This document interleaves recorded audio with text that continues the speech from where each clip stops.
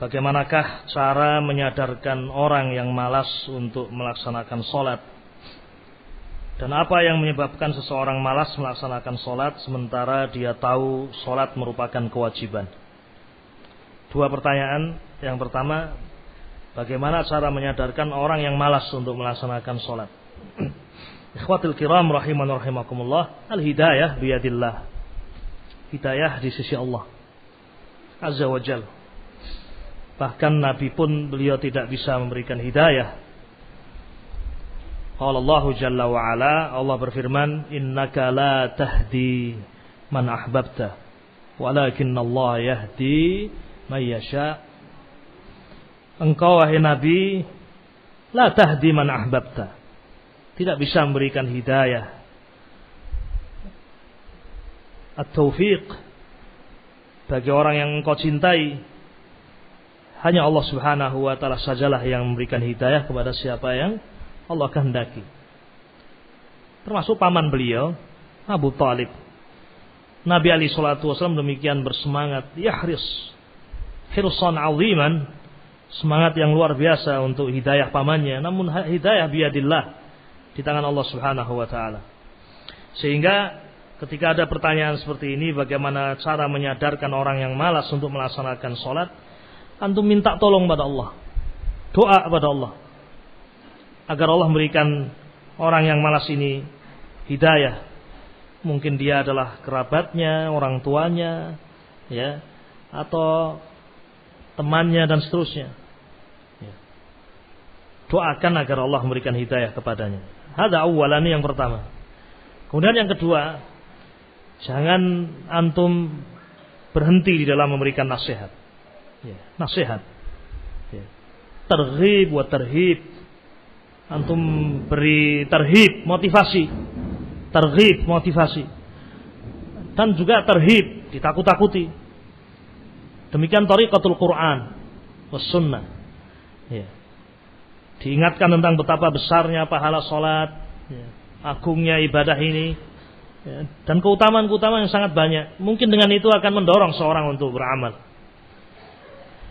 Dan juga ditakut-takuti, diingatkan ayat, diingatkan tentang sabda Nabi tentang orang-orang yang meninggalkan as-shalah, ya, ya, kufurnya mereka ila akhirih, dan betapa beratnya azab orang-orang yang meninggalkan sholat. Nah, ketika orang-orang yang masuk neraka Saqar ditanya, ya, Taib, ma salakakum fi Saqar? Apa yang menyebabkan kalian masuk ke dalam neraka Saqar? Mereka menjawab, qalu lam naku minal musallin. Ini diantara adillah yang dijadikan dalil tentang kufurnya mereka. Qalu lam naku minal musallin. Kami dulu bukan termasuk orang-orang yang sholat. Ya, yani dukhul an-nar, masuknya seorang ke dalam neraka, sebabnya adalah mada? Naam, ini. Diingatkan terus, berdakwah ilallah, isbiru, sabar, ya. Semoga dengan doa dan juga dengan menempuh sebab-sebab ini, ya, jangan lupa untuk terus mengajak dan seterusnya. Semoga menjadi sebab dia mendapatkan hidayah. Wallahu a'lam. Adapun terkait dengan apa yang menyebabkan seseorang malas melaksanakan sholat sementara dia tahu sholat merupakan kewajiban. Taib, sebab yang menjadikan dia malas yang pertama adalah al-jahl, jahil. Kalaupun antum mengatakan dia tahu kewajiban, ya sebatas dia tahu itu wajib. Mungkin dia jahil tentang perkara yang lain. Ya. Yang menjadikan seorang malas diantaranya adalah al-jahl. Al-jahl bid-din. Tidak mengenal agama ini. Ya. Taib. Tentang kewajiban, manusia semuanya tahu wajib. Ya. Orang-orang yang semua orang ditanya, antum coba tanya siapa saja orang, apa hukum sholat? Jawabannya mesti apa? Wajib. Hatta orang yang tidak melakukan sholat, apa hukum sholat? Wajib. Aku ngerti nek kowe wajib. Nah, tahu wajib. Kuwi rukun Islam. Awit cilik diajari kaya ngono. Nah, Islam itu memiliki beberapa rukun, diantaranya adalah apa? Sholat. Tetapi tetap saja al-jahl. Barangkali dengan dia mempelajari tentang keutamaan sholat, bahaya meninggalkan sholat. Taib. Ini sebab yang pertama. Sebab yang lain juga ad-dunya. Dunia. Ya. Taib. Ba'dun nas, sebagian manusia ketika mereka ya dalam keadaan miskin, fakir, banyak berdoa pada Allah, banyak beribadah. Qiyamul lail, sampai qiyamul lail dia lakukan. Ketika dia fakir, ketika dia miskin, ketika dia susah. Ya. Namun ketika Allah bukakan dia dunia, ya mereka kemudian berlomba-lomba dengan dunia itu. Ya. Dikasih motor masih kurang, ya. Yang lainnya lagi mobil ini tidak cocok, cari lagi yang lebih baik. Ya. Punya 1 rumah, 2 rumah, 3 rumah, ila akhirih. Lupa dengan apa? Dengan akhirat. Oleh karena itu Nabi Ali sallallahu alaihi wasallam pernah bersabda, "Mal faqra akhsha 'alaikum." Bukan kefakiran yang aku khawatirkan atas kalian. Walakin akhsha 'alaikum an tubsata 'alaikumud dunya.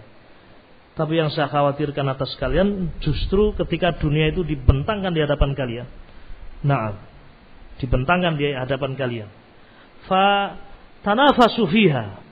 Kalian pun kemudian berlomba-lomba untuk mendapatkannya. Fatuhlikukum kama ahlakat man kana qablakum. Maka berlomba-lombanya kalian dengan dunia itu menghancurkan kalian, membinasakan kalian sebagaimana umat-umat yang telah lalu binasa dengan sebab berlomba-lomba dengan dunia. Sehingga hendaknya seorang berhati-hati dengan dunia ini. Naam.